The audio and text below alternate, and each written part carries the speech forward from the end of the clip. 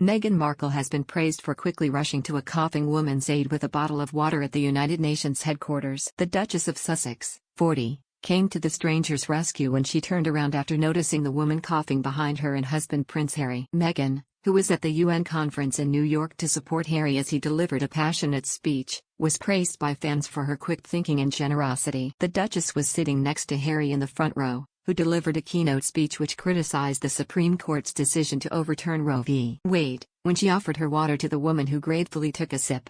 The quick, thinking Duchess then discreetly put the water back in her bag after helping the stranger with her cough, as she went on to listen to the remaining speakers. The video has gone viral and fans were quick to praise Meghan for her thoughtful actions, as one social media user wrote, "That's our gal, never misses a beat. Always aware of her surroundings and will help if needed."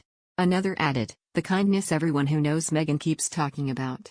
And a third user said, "It all just comes natural to them, looking after and looking out for each other, such an amazing couple." The couple were invited to the UN conference marking Nelson Mandela Day as Prince Harry was asked to make a speech at the United Nations. In his lengthy address, Harry said, "This has been a painful year and a painful decade. We are living through a pandemic that continues to ravage communities in every corner of the globe. Climate change wreaking havoc on our planet with most vulnerable suffering most of all.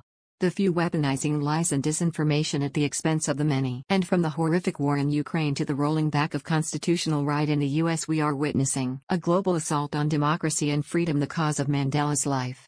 Prince Harry also criticized the rolling back of constitutional rights and the U.S. Supreme Court for removing federal abortion protections as he labeled it a global assault on democracy and freedom.